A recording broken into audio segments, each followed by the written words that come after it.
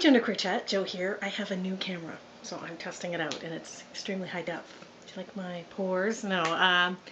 I just thought I would try something different with a different background instead of the mess that never gets cleaned up. Okay, so this week's topic, it's over there. I'm not facing my computer. I'm just straying. Do your friends or family know you're genderqueer? If so, what was their initial reaction? And what are their thoughts now? Okay, so my family and most of my friends know that I use the word genderqueer to describe myself.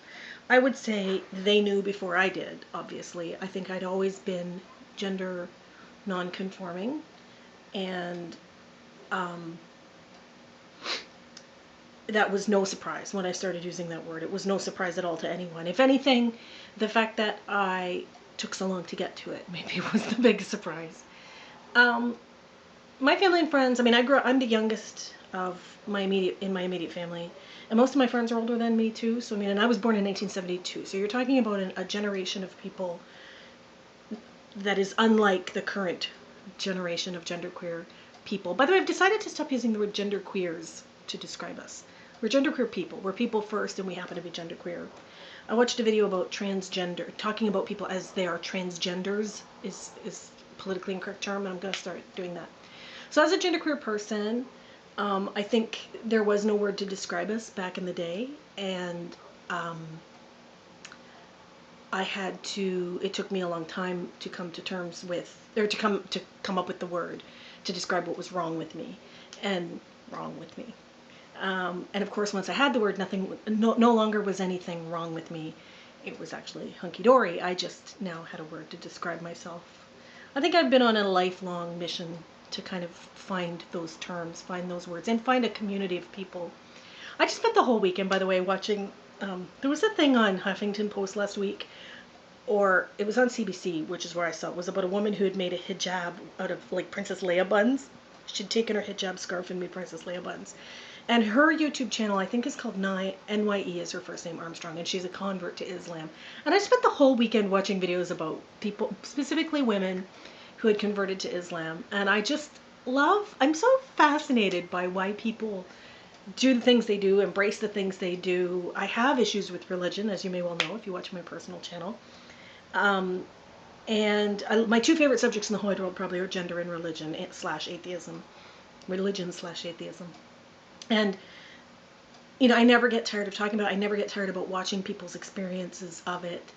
And for me, finding other genderqueer people was like this magnificent leap. And I understand that my friends and family don't watch the sheer volume of YouTube videos that I watch in the course of any week, never mind a month or a year.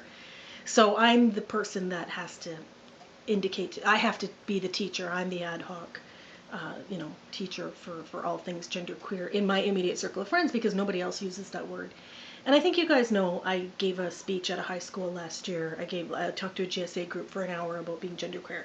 And there were two or three people in the class who identified as, I think the one person used the term bigendered, they like to use. One of them used male pronouns but was female-bodied and was very comfortable in their skin, and really, when I asked them, which pronoun do you prefer, they said, oh, male, he. And it was so cool to be in the company of people who just got it, because they're so young, though. They're 16 years old, and they grew up in the YouTube generation, so they understand. I think for me and my generation and my friends and family, it's a huge leap. So for me, having to explain it to them, I never mind. I never get tired of it. I never, ever mind doing it. But it's funny because it's a constant education. It's a constant education. Colleagues,